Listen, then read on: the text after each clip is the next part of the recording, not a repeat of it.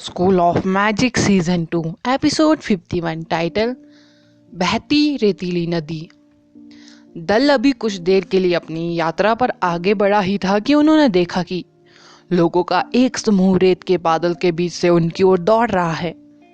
जैसे ही समूह करीब आया, आदर्श के दल ने महसूस किया कि वे भी हंटर्स की एक पार्टी थे जो अपेक्षाकृत युवा लग रहे थे। उन्हें मैजिशियनों के बीच काफी प्रतिभाशाली होना था। जब वे पहुंचे और दानव बाघ की लाश को देखा तो उनके भाव तुरंत डूब गए। एक महिला मैजिशियन जो उन लोगों के बीच थोड़ी तनी हुई थी, गुस्से में आदर्श के समूह के पास पहुंची और उन पर अपनी उंगली से इशारा करते हुए कहा, तुम लोग कितने बेशरम हो। हम आधे दिन से दानव बाघ का शिकार कर रहे हैं और उसे घायल कर दिया है, फिर भी आप लोगों ने थोड़ी देर के लिए उसका ट्रैक खो देने के बाद हमारा शिकार चुरा लिया है। क्या आप नहीं जानते कि हंटर के रूप में आपको दूसरे लोगों का शिकार नहीं लेना चाहिए?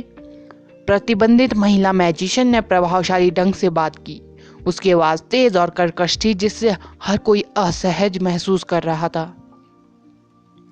आंटी, जब हमने इसे देखा तो दानव बाघ पहले से ही हम पर हमला कर रहा था। क्या आप मुझसे कह रहे हैं कि अगर हमें इसे मारने की अनुमति नहीं है तो हमें जानवर को हमें जिंदा खाने देना चाहिए? आन अप्रिय रूप से बोलने वाले पहले व्यक्ति थे। आप किसे आंटी कह रहे हैं? मैं 30 की भी नहीं हूँ। प्रतिबंधित महिला मैजिशियन गुस्से में थी। ओह, लेकिन आपका स्वभाव वही है जो उन आंटियों का है जो सार्वजनिक चौराहे पर नाच रही है जब उनकी जगह ले ली गई है। आदर्श को व्यंग्यात्मक टिप्पणी करने का भी शौक था। वह तुरंत शामिल हो गए और आहन के साथ एक युगल गीत गाया। प्रतिबंधित महिला मैजिशियन ने एक लंबा चेहरा बना लिया और ऐसा लगता था कि दो अपमानजनक लोगों को सबक सिखाने की उसकी काफी इच्छा थी। हालांकि काली दाढ़ी वाले बल्कि मर्दाना नेता ने आगे बढ़कर उसे रोक दिया। उसने यहाँ लड़ाई शुरू नहीं करना पसंद किया क्योंकि वे वर्तमान में दानव जानवरों के क्षेत्र में थे। शिकारियों के लिए एक दूसरे की मदद करना बेहतर था, भले ही उन्हें यह अनुचित लगा कि उनके शिकार को ऐसे ही चुरा लिया गया। उन्हें दानव बाघ को पहले ही घायल कर दिया गया था। इस प्रकार जीव की ताकत अब अपने चरम पर नहीं थी। कोई आश्चर्य नहीं कि दानव बाघ से निपटना इतना आसान था, समीर ने महसूस किया। दानव बाघ से लड़ते हुए समीर ने पहले ही देखा था कि जानवर चोटों और घावों से ढका हुआ था, इसलिए उसने सोचा कि जानवर ने पहले किसी अन्य प्राणी के खिलाफ लड़ाई लड़ी थी। यह पता चला कि इसने हंटरों के एक समूह से लड़ाई की थी और जब यह महसूस किया कि यह उनके लिए कोई मुकाबला नहीं था तो भाग गया। किसी तरह से यह आदर्श के दल में आ गया जिसने स्थिति का फायदा उठाया। मेरे भाइयों, हम काफी देर तक दानव बाघ से लड़े, अन्यथा आप इसे इतनी आसानी से नहीं मार पाए थे। इस बारे में क्या ख्याल है? आइए देखें कि क्या दानव बाघ की लाश में कोई दुर्लभ हड्डी, दुर्लभ खून, दुर्लभ त्वचा या कुछ और है और हम लूट को आधे में विभाजित कर देंगे, नेता ने मित्रता में काली दाढ़ी के साथ कहा। हालांकि आदर्श खुश नहीं थे। इन बेवकूफ़ों ने अपने शिकार का पता नहीं लगाया था और मांग की कि शिकार इतने लंबे समय के बाद उनका था और यहाँ तक कि लूट को आधे में विभाजित करने के लिए भी कहा। उनके सपनों में दानव बाघ काफी बदनाम था और उसकी लाश भी काफी कीमती थी। यहाँ तक कि दुर्लभ लूट के बिना भी अभी अच्छी स्थिति में लाश की कीमत 100 से 2 लाख के आसपास होगी। आदर्श को अन्य बातों पर चर्चा करने में कोई आपत्ति नहीं होगी, लेकिन जब पैसे की बात आती है तो आदर्श दूसरों को एक पैसा भी देने को तैयार नहीं थे। कितने बेशर्म हैं, और तुम अपने आप को हंटर कहते हो? चुटकी ने मांग की छुकी। चुटकी उनकी मांग की बिल्कुल भी इच्छुक नहीं थी। छोटी लड़की, आपको क्या लगता है आप किससे बात कर रहे हैं? शुरुआत में हमारा शिकार था। नीचे आओ, यहाँ नीचे, और मैं तुम्हें सबक सिखाऊंगी कि तुम्हें कैसे व्यवहार करना चाहिए। प्रतिबंधित महिला मैजिशियन गुस्से में थी और चुटकी की ओर इशारा करते हुए चिल्ला रही थी। हम सिर्फ हंटर्स द्वारा निर्धारित नियमों का पालन कर रहे हैं। यह कैसे बेशर्म हो रहा है? काली दाढ़ी वाले नेता ने लंबा चेहरा बनाते हुए कहा। क्या किसी ने आपको अपने सीनियर्स का सम्मान करना नहीं सिखाया? चुटकी ने जवाब दिया। सीनियर, हा हा हा, तुम मजाकिया हो, देखो तुम कितने छोटे हो। तुम बच्चों का एक समूह होना चाहिए जो अपने हाई स्कूल से भाग रहे हैं और मूर्ख बना रहे हैं। अगर हमने दानव बाग को पहले से ही घायल नहीं किया होता तो तुम सब अब तक हड्डियों के ढेर होते। आपको हमारा शुक्रिया अदा करना चाहिए। दानव बाग कोई ऐसा प्राणी नहीं है जिसे केवल आप जैसी बातों से संभाल सके। प्रतिबंधित महिला मैजिशियन ने उनका मजाक उड़ाया। वह बेहद परेशान करने वाली थी और बिना रुके बुदबुदा रही थी। इस बीच चुटकी ने अपना हंटर बैज निकाला और उसे दिखाया। प्रतिबंधित महिला मैजिशियन ने अपनी आंखें खोली। इसमें उसका मुंह खुला का खुला रह गया। वह अविश्वास से चुटकी को घूर रही थी, अपना ध्यान हंटर बैज पर आगे पीछे कर रही थी। एक हंटर बैज जादू के उपकरण के समान था और केवल एक मैजिशियन की आत्मा से बंधा जा सकता था। इसे नकली बनाना असंभव था। हंटर्स का समूह केवल एडवांस हंटर का एक समूह था, जिन्हें अभी भी हंटर मास्टर के रैंक को प्राप्त करने के लिए अंकों का पहाड़ हासिल करना था। उसके टॉप पर हंटर यूनियन ने अनुरोध किया था कि निचले क्रम से हंटर अपने सीनियर का सम्मान करे। उन्हें अपने शिकार के लिए उच्च रैंक वाले हंटरों के साथ प्रतिस्पर्धा करने की अनुमति नहीं थी, ना ही उन्हें अपने वरिष्ठों का अनादर करने की अनुमति थी। प्रतिबंधित महिला मैजिशियन ने एक आकर्षक अभिव्यक्ति पहन रखी थी और लंबे समय तक उसे शब्द नहीं मिले। उनके नेता के चेहरे पर अप्रिय भाव भी कठोर हो गए। अगर छोटी लड़की पहले से ही हंटर मास्टर थी तो उनका दल के अन्य लोगों के बारे में क्या ख्याल है? उन्होंने इन लोगों को कम आंका था। कोई आश्चर्य नहीं कि थोड़े समय के लिए दानव बाग का ट्रैक खो जाने के बाद वह पहले ही एक लाश में बदल गया था। काली दाढ़ी वाले नेता और प्रतिबंधित महिला मैजिशियन खुद को शर्मिंदा करने के बाद जल्दी से अपने दल के साथ भाग गए। लालची होने के लिए यह उनकी गलती थी। आदर्श के चालक दल को लूट को विभाजित करने की मांग करते हुए जब वे अपने शिकार का पता नहीं लगा पाए थे, वे बदनसीब थे जो चुटकी जैसी सनकी से टकरा गए। यह केवल एक महत्वहीन अंतराल था। दल ने अपनी यात्रा को स्पंदित सैंड हिल के साथ आगे बढ़ाया। रेगिस्तान उतना असीम नहीं था जितना लगता था। एक दिन से अधिक यात्रा के बाद विशाल रेत बंजर पथरीली भूमि में बदल गई थी। पथरीले इलाके में दानव बाग के ठोकर लगने की संभावना बढ़ गई। समूह ने जानवरों से बचने की पूरी कोशिश की, फिर भी उनके पास युद्ध के अपरिहार्य होने पर लड़ने के अलावा कोई विकल्प नहीं था। टीम में समीर के साथ उन्होंने सेना में जो कुछ सीखा था वह बहुत उपयोगी साबित हुआ।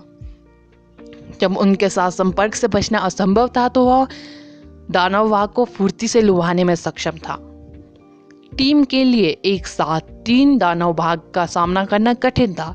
इस प्रकार अधिकांश समय समीर चट्टानी इलाके में दौड़ता रहता था, अपने पीछे मूर्खतापूर्ण दानव बाग को लुभाता था, इसलिए टीम सुरक्षित रूप से आगे बढ़ने में सक्षम थी।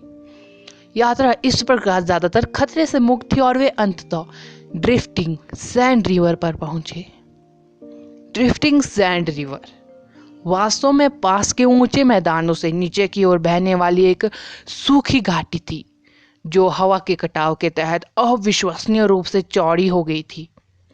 मानचित्र पर भी ड्रिफ्टिंग सैंड रिवर क्षेत्र के माध्यम से घुमावदार एक लंबे मिट्टी के रेत के सांप जैसा दिखता है।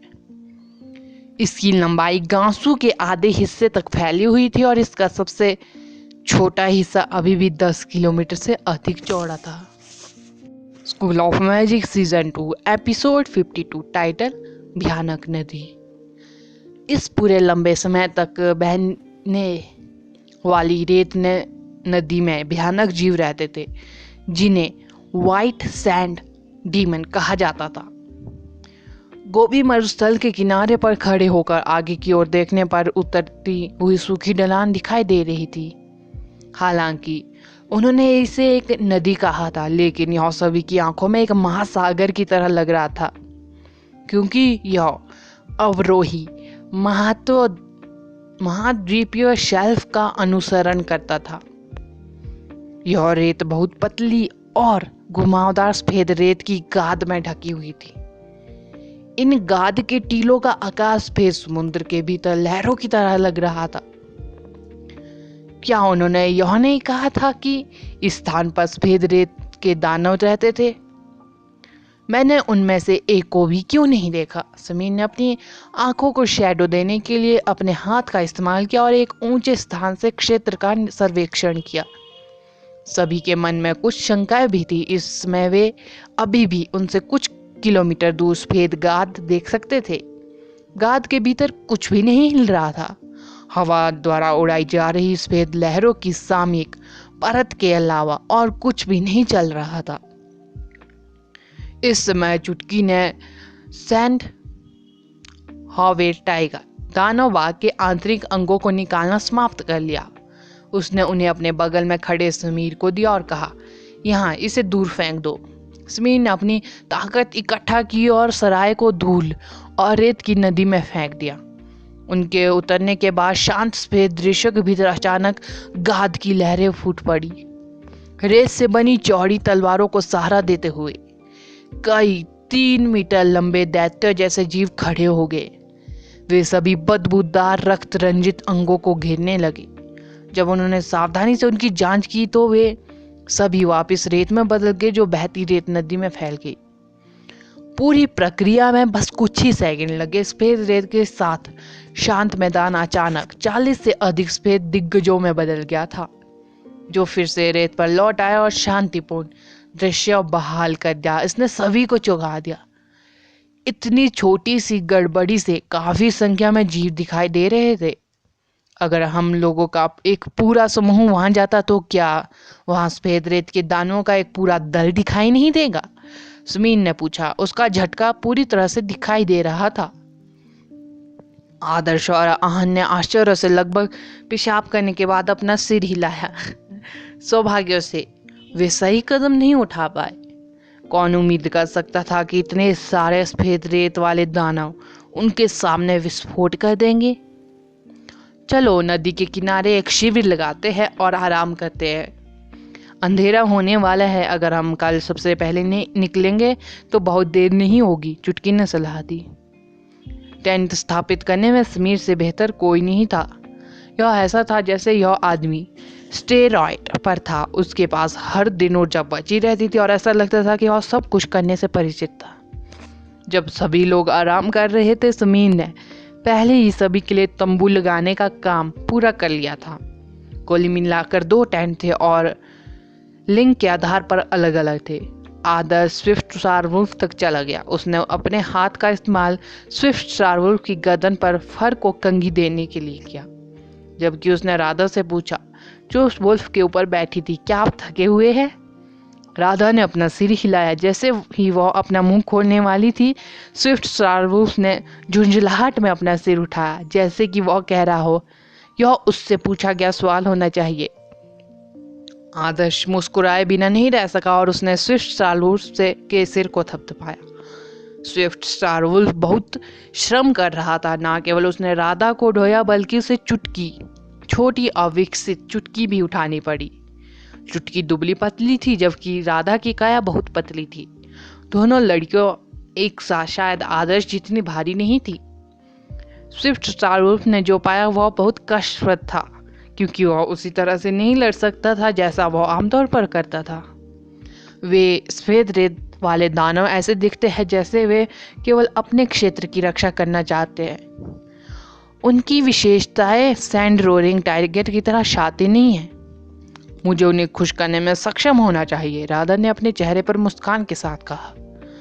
उसके माथे पर पसीने की बूंदें देखकर आदर्श को अब भी उस पर दया आ गई। हालांकि वह बता पा रहे थे कि वह बहुत खुश है।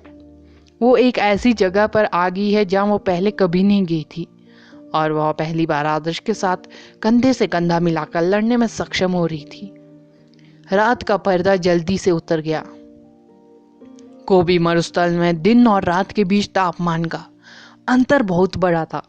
जैसे ही सफेद जमीन से थोड़ी सी गर्मी पीछे हटी, ठंड के एक संकेत ने चुपचाप उन पर हमला कर दिया। तीनों लड़कियां पहले से ही टेंट के अंदर सो रही थी। तीनों लोग बारी बारी से नाइट वॉच को ड्यूटी कर रहे थे। आदर्श रात की बात की अवधि के प्रभारी थे। जब वह उठा तो उसे तुरंत लगा जैसे वह एक अलग दुनिया में है। इस तरह की ठंड के साथ साथ अनियंत्रित प्रचंड हवा उसके शरीर से टकरा रही थी। ऐसा महसूस हो रहा था जैसे कोई ब्लेड उसकी त्वचा को काट रहा हो।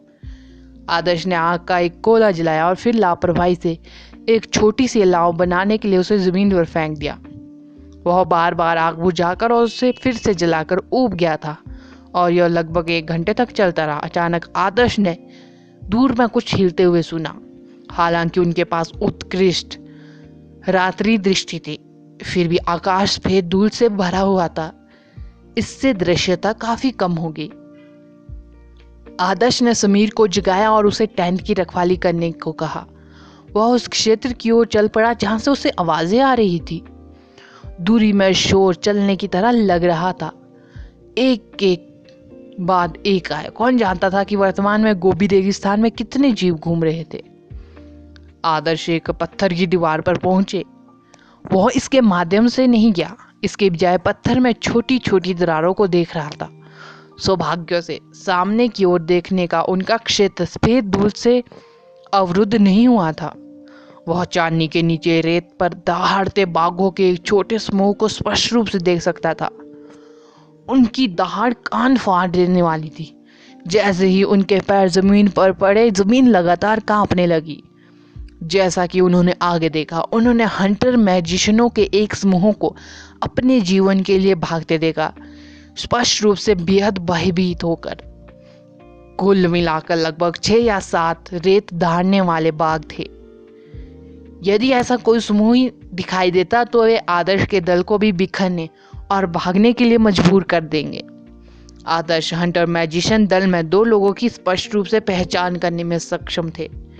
यह गोरी चमड़ी वाली मतलब लड़की और काली दाढ़ी वाला नेता था। वे पहले ही अपनी घबराहट में अपना रास्ता खो चुके थे। उनका भागने का रास्ता उन्हें बहती रेत नदी की ओर ले जा रहा था। कुछ ही समय बाद वे अंततः बहती रेत की नदी सफेद गाद से टकरा गए। 400 से 500 मीटर गहरे क्षेत्र में दौड़ते हुए वे बिल्कुल भी नहीं रुके।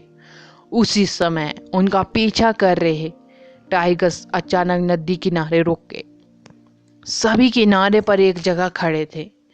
भले ही ऐसा लग रहा था कि वे वास्तव में उन मैजिशियनों को भगाना चाहते हैं, फिर भी उन्होंने एक कदम भी आगे बढ़ाने की हिम्मत नहीं की।